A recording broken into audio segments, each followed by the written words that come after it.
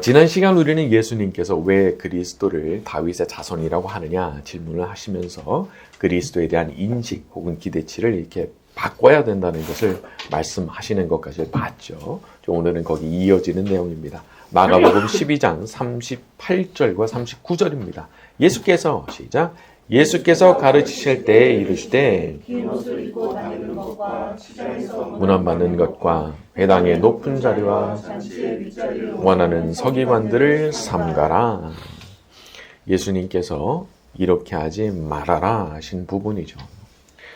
근데 참 이 부분이 얼마나 참 우리 삶과 이제 그대로 닮아 있는지 모르겠어요. 38절에 보면 긴 옷을 입고 다니는 것.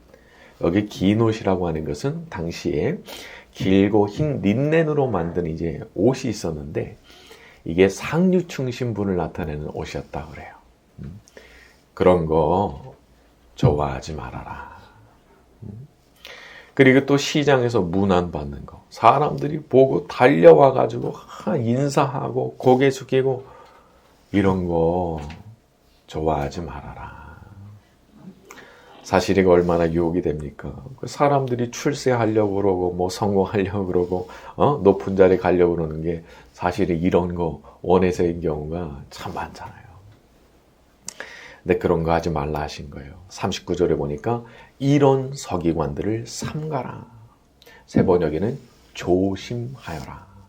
여긴 두 가지 의미가 있어요. 첫째, 그런 사람들, 아주 거만한 삶을 추구하는 사람들을 조심해야 돼. 이 첫 번째 의미예요. 두 번째 의미, 너 자신도 그런 사람 되지 않을까? 너 조심해야 돼. 그런 말씀인 거예요.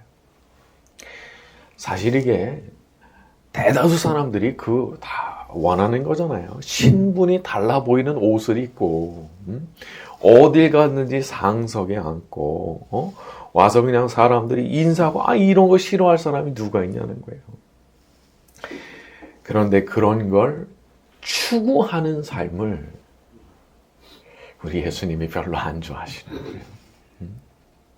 우리는 항상 무엇이 어떤 라이프 스타일이 우리 예수님을 기쁘시게 할 만한 것인가를 생각해야 됩니다. 그냥 사람들이 볼 때는요, 뭐 항상 고개 숙이고 겸손하게 살고 그거 우습게 볼 수도 있어요.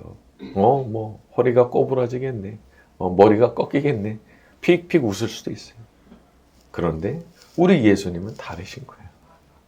우리 예수님은요, 오히려 고개를 숙이면 숙일수록 겸손하면 겸손할수록 그 사람을 더 예뻐하시는 거예요. 너무 귀하게 보시는 거예요. 왜냐하면 모두가 다 교만을 추구하는 세상이거든요. 너무 겸손한 거라. 그러니까 우리 예수님 눈길은 글링하는 거예요. 여기를 향해서 가는 사람들한테는 예수님 눈길이 안 가요. 여기 있는 사람한테 눈길이 가는 거예요. 저와 여러분 항상 우리 예수님을 기쁘시게 하는 그런 라이프 스타일을 추구하는 사람들이 되기를 바랍니다. 자, 우리 40절로 갑니다. 그들은 시작. 그들은 과부의 가산을 삼키며 받는 판결이 더욱 중하리라. 그렇죠? 그 받는 판결이 더욱 중하리라 말씀하셨는데 이것은 하나님 심판에도 경중이 존재한다는 것을 보여주는 겁니다. 더 중한 게 있다고 말씀하셨거든요. 잘못이 경미합니까? 경미한 징계를 받을 것이고 아주 중대합니까? 이제 큰일 난 거예요. 엄중한 심판을 받는 거예요. 그래서 우리가 아주 악하게 살아가는 어떤 사람들에 대해서 너무 속상해할 필요 없어요. 악하게 산 만큼 다 갚음이 있는 거예요. 그러니까 그런 거에 대해서 너무 속상해할 필요가 없는 거예요. 악하게 산 만큼, 지독하게 산 만큼 다 응분의 대가를 치르도록 하나님 준비하고 계시니까. 우리 하나님 법정에는 억울한 게 없습니다. 참 인간의 법정에는 왜곡이 있고 농간이 있죠. 돈 많이 써가지고 비싼 변호사 사서 그러면 말도 안 되는 그런 판결이 나오기도 하고 또 어떤 분들은 죄가 없는데도 막 수십 년씩 감옥에 갇혀 있다가 재심 청구해가지고 풀려나기도 하잖아요. 그러니까 이 세상의 법정에는 참 불의도 많고 왜곡도 많고 농간도 많고 그런 게 너무 많아요. 하지만 우리 하나님의 법정에는 그런 게 전혀 없는 거예요.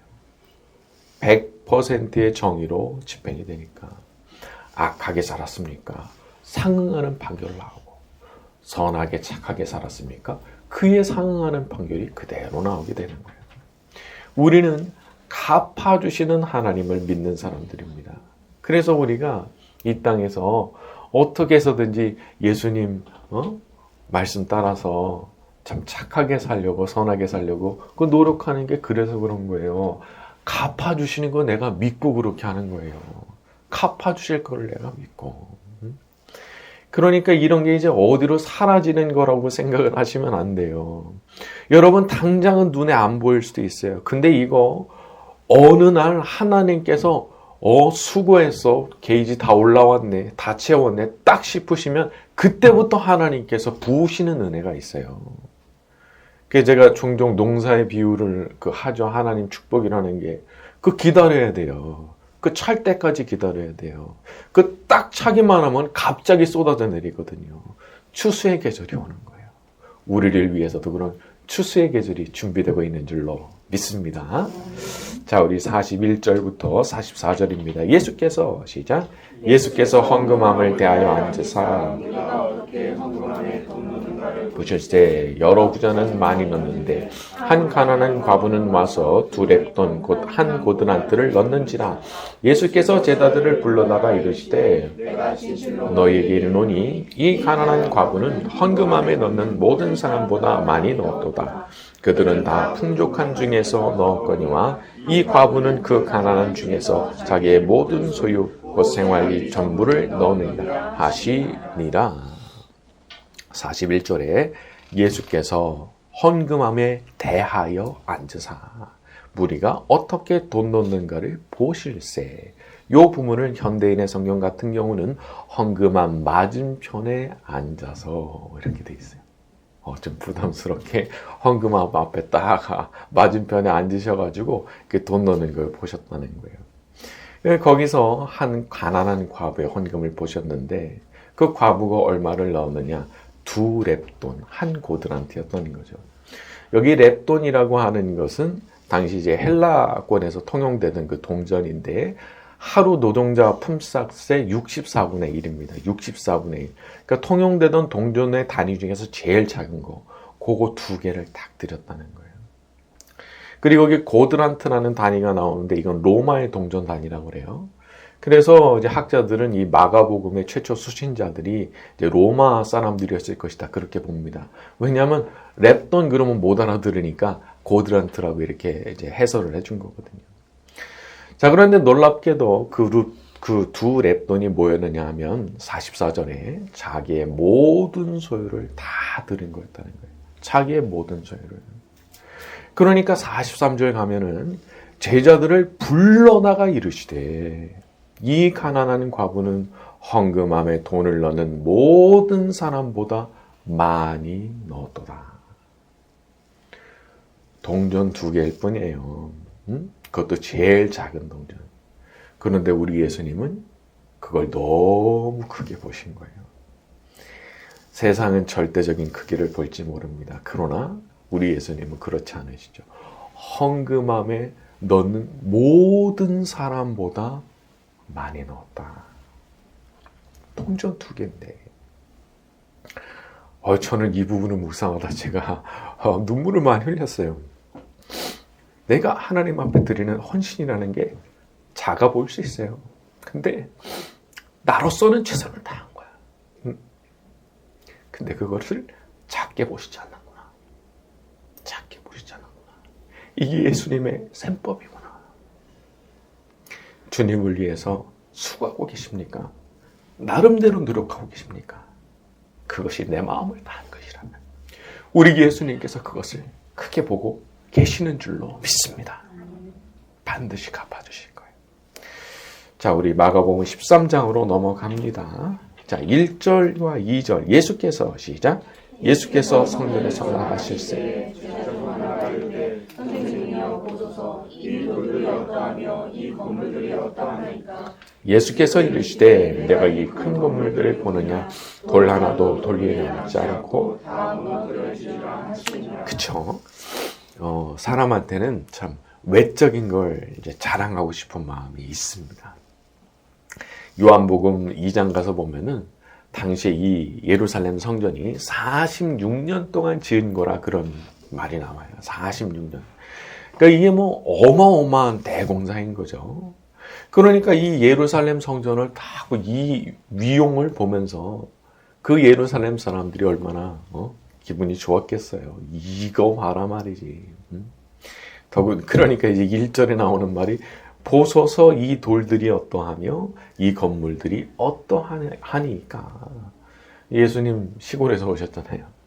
이거 참 보시라고 서울에 있는 롯데타워 앞에 딱 가가지고 보시라고 참 어떻습니까? 이제 이렇게 얘기하는 거예요.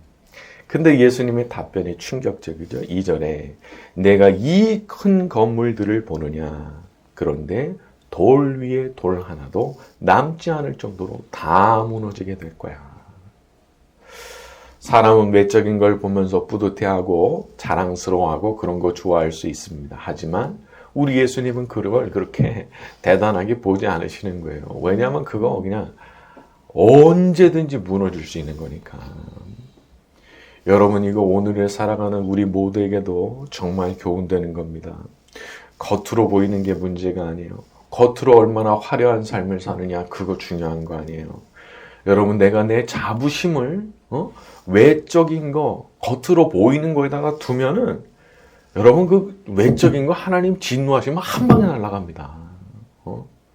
거기다가 자부심 두면 진짜 실수하는 거예요. 하나님은 그런 걸 너무 안 좋아하시기 때문에 내가 그런 자리에 있다 혹은 내가 그걸 성취했다 이걸 가지고 배부르다 등 따숩다 이렇게 가면은 하나님께서 진노하시기 때문에 진짜 위험해지는 거예요. 그래서 하나님께서는 어떤 걸 내가 자부심 삼기를 바라시느냐 하면 이런 거예요. 나는 정말 하나님 사랑하는 삶을 추구하는 사람이야. 그리고 내가 하나님 말씀 따라서 내가 부족하지만 최선을 다해서 내가 내 이웃을 사랑하고 섬기려고 하는 사람이야. 그것을 자기 자부심으로 삼는 거예요. 그런 사람을 예뻐하시는 거예요. 여러분, 항상 다른 것이 아니라 우리 하나님을 사랑하고 하나님의 말씀을 실천하는 삶을 나의 자부심으로 삼고 살아가는 저와 여러분이 되기를 바랍니다. 자, 우리 3절과 4절입니다. 예수께서 시작. 예수께서 감람산에서 성전을 마주 대하여 앉으셨을 때 조용히 묻되 우리에게 이르소서 어느 때 이런 일이 있겠사오며 무슨 징조가 있사오리까. 예수님께서 헤롯 성전이 이제 무너지게 될 것을 말씀하셨을 때 아마 많은 사람들이 충격을 받았을 거예요. 그러니까 나중에 소수의 그룹이 와서 조용히 묻는 겁니다. 3절에 베드로, 야고보, 요한, 안드레가 조용히 묻되 4절에 이르소서 어느 때 이런 일이 있겠습니까? 그리고 이 모든 일이 일어날 때 무슨 징조가 있겠습니까? 라고 물었죠. 사실 지금 제자들이 이런 질문을 했을 때는 이게 세상에 종말이 오는 때라는 인식을 하고 물은 건 아니에요. 지금 이 거대한 건물이 무너지는 날이 올 거라 말씀하시니까 이게 이제 궁금하잖아요. 그래가지고 그걸 물은 건데 예수님의 답변이 좀 다르게 돌아와요. 그러니까 예수님은 어떻게 보시느냐 하면 이제 답변을 주시는데 이 예루살렘 성전의 파괴와 동시에 이 세상의 종말에 대해서 같이 말씀을 하세요. 그래서 이거 이제 학자들은 이중적 조망이라 그렇게 말하거든요. 가까이로는 예루살렘 성전의 파괴에 대해서 말씀하시면서 동시에 멀리 볼 때는 이 세상 종말에 대해서 같이 말씀을 주시는 거예요. 자, 우리 5절과 6절로 갑니다. 예수께서 시작. 예수께서 이르시되 많은 사람이 내 이름으로 와라 있으되 내가 그러하여 많은 사람 미혹하리라. 세상의 종말이 다가왔을 때 제일 조심해야 되는 부분으로 말씀하신 게 사람의 미혹을 받지 말라는 거예요. 사람의 미혹을 받지 않도록 주의하라. 그럼 이 사람들이 어떤 식으로 미혹을 하느냐? 6절에 많은 사람이 내 이름으로 와서 내가 그라하여, 바로 이거죠. 많은 사람들이 내가 재림 예수야, 알아? 내가 다시 온 메시아라고.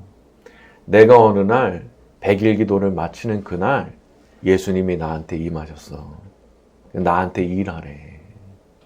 이런 식으로 말한단 말이에요. 그러면 그 말에 그냥 속아 넘어가는 사람들이 있는 거예요. 제가 예전에 어떤 기사를 보니까 자칭 재림 예수라는 사람이 한국에 50명 된다 하대요. 자칭 하나님은 20명. 대단하죠. 근데 이런 아주 얼토당토하는 소리로 사람들을 이제 유인하는 사람들이 있는 거예요. 여러분, 따르는 사람들의 규모가 그 가르침이 진리라는 것을 보증하지 않습니다. 신천지 이미 14만 넘었어요. 훌쩍 넘은 거예요. 이슬람교는 어때요? 지구적으로 19억 명이에요. 그러면 다른 사람이 많다, 그래서 진리다, 이건 맞지 않는 공식인 거예요. 사도 바울 당시를 보게 되면 그리스도인들은 마이너 중에 마이너입니다. 진짜 극소수에 해당하는 사람들이에요. 근데 거기에 진리가 있었거든요. 자, 제가 보니까 미혹당하는 분들이 넘어가는 포인트가 한 2가지 정도가 있더라고요. 첫 번째 포인트는요, 기적이에요.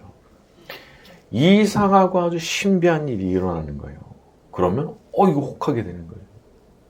근데 귀신도 기적을 일으켜요. 아니, 무당이 칼 위에 올라가서, 칼날 위에 올라가서 춤추는 거 그냥 춰요? 그 불가능한 겁니다. 자연적으로는. 영적인 파워가 확 들어오면서 그 귀신이 힘을 발휘한 거예요. 그 귀신도 능력을 발휘하죠. 그러니까 점집이 잘 되는 점집이 있는 거예요. 그 귀신이 능력을 발휘하기 때문에. 그러니까 사람이 어떤 외적인 기적에만 혹하게 되면은 기적이 일어나긴 하나, 이게 귀신의 역사인데 하나님 성령의 역사인 줄 알고 착각을 하고 거기에 몰입하게 되는 거예요. 여러분, 제가 나쁜 마음 먹으면요, 어떻게 보면 쉽게 속일 수 있어요. 자, 여러분, 제가 앞으로 한 10일 동안 아주 집중적으로 기도를 할 겁니다. 제가 기도가 끝나는 날 여러분들 제가 오시면 제가 기도해 드리는데 그때 아마 예언 기도가 나올 거예요. 다 쪽지 하나씩 준비해 갖고 오세요. 혹은 봉투 하나씩 준비해 갖고 오세요. 이렇게 하면은 속아 넘어가는 사람들이 있습니다. 요런 짓을 하는 사람이 얼마나 많은지 몰라요. 세상에 얼마나 많은지 몰라요. 또 하나 우리 성도님들이 미혹을 당하는 포인트가, 두 번째가 말 잘하는 거예요. 말이 기가 막힌 거예요. 청산유수인 거예요. 그런데 저는 오히려 말이죠, 저도 이제 다른 분들 설교를 듣잖아요. 말을 너무 잘해. 그러면 오히려 저는 조금 그런 거예요. 왜냐면 너무 화려한 미사여구가 들어가고 막 현란한 막 언어 구사가 나오면 저는 또 이렇게 가르치는 입장이잖아요. 그러니까 저 안에 정말 진실성이 있나?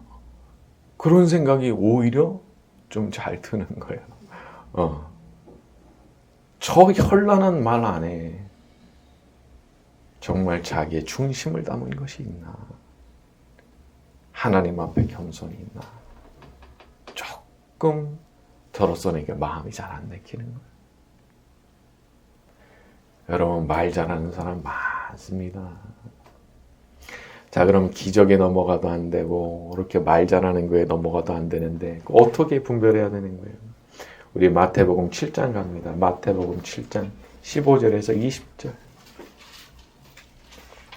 마태복음 7장 15절에서 20절. 신약성경 10쪽에 있죠. 마태복음 7장 15절에서 20절 갑니다. 거짓 선지자들을, 시작. 거짓 선지자들을 삼가라. 양의 옷을 입고 너희에게 나오나 속에는 노략질하는 일이라. 그들의 열매로 그들을 알지니 가시나무에서 포도를 또는 엉겅퀴에서 무화과를 따겠느냐. 이와 같이 좋은 나무마다 아름다운 열매를 맺고 못된 나무가 나쁜 열매를 맺나니 좋은 나무가 나쁜 열매를 맺을 수 없고 못된 나무가 아름다운 열매를 맺을 수 없느니라. 아름다운 열매를 맺지 아니하는 나무마다 찍혀 불에 던져지느니라. 이러므로 그들의 열매로 그들을 알리라. 그렇죠? 나무와 열매는 일치할 수밖에 없는 거예요. 아무리 내가 사과나무라고 주장해도 나오는 걸 가만 보니까 가시밖에 없어. 그러면 그거 사과가 아닌 거예요. 그걸 보고 알라 하시는 거예요. 아무리 말을 잘하고 아무리 기적이 일어나는 것 같고 무슨 말을 해주면 딱딱 다 들어맞아. 예언도 제대로 해주는 것 같고 그래도 거기서 보니까 겸손이 없어. 교만만 해. 그리고 다른 사람을 이용만 하려고 그래. 그러면 그게 열매예요. 그게 그 사람의 열매예요. 예수님 말씀하셨죠? 열매를 보고 하려고. 그러니까 이런 기준으로 볼 때 분별이 되는 거예요. 근데 그분의 삶을 보니까 항상 마음에 겸손이 있어. 늘 하나님의 영광을 구해. 그리고 부족하지만 하나님 말씀 따라 살려고 발버둥치는 그 분투의 모습을 내가 봤어. 그러면 그분의 말은 내가 정말 귀를 기울여서 들어야 되는 그런 말일 수 있어요. 여기 거짓 선지자 말씀하셨잖아요. 그분이 진짜 선지자일 수 있는 거예요. 그래서 그런 기준으로 판단하고 분별할 수 있어야 되는 거예요. 이 혼탁한 시대에 우리 하나님께서 우리 모두에게 그런 분별의 지혜를 주시기를 예수님의 이름으로 축원합니다.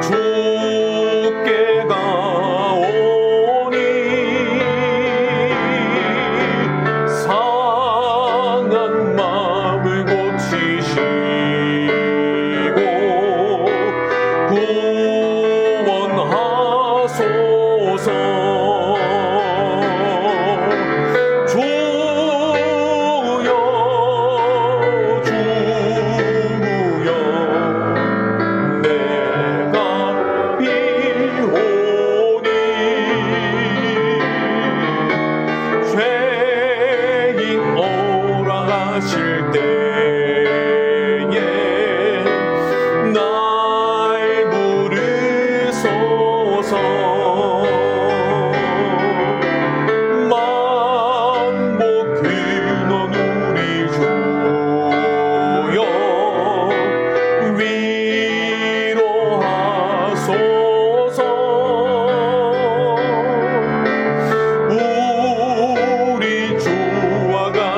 계시니 어디 있을까? 주여 주여 내가 비오니 죄인 오라가실 때에 날 부르소서. 우리 고대 안에 주님 오실 그날 다시 사신 왕의 영광 이 땅을 비추네. 사단의 권세는 주 앞에 무너져 생명과 진리의 주권세 가장 높도다가 우리 예수 이름 앞에 서라고. 모든 힘이 주를 시인해 영광 중에 오실 주를 보리라. 선포해 왕께 만세. 존귀와 위엄을 찬양해 왕께 만세. 주궁의 예수 하나님 왕께 만세.